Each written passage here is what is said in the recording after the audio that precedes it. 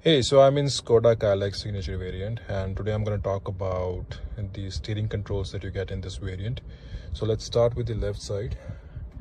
So first, these are the media controls. So for example, if you are listening to music, you can play the next song by pressing this and the previous song by this.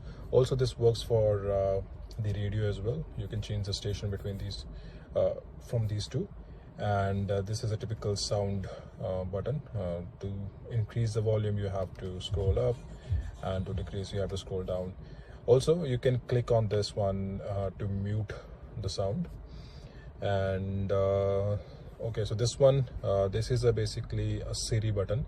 To use this, you have to connect your mobile with the cable, especially in this variant. We don't get any a wireless connection in this, so you have to use the cable.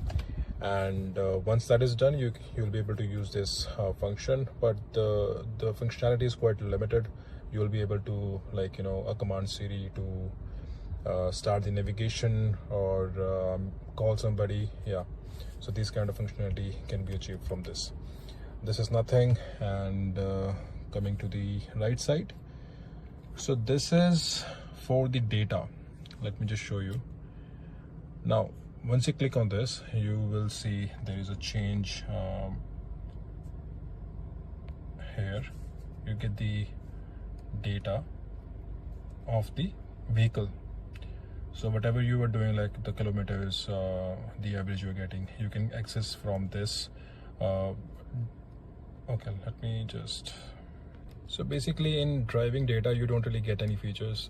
In vehicle status, sorry, you don't really get any data.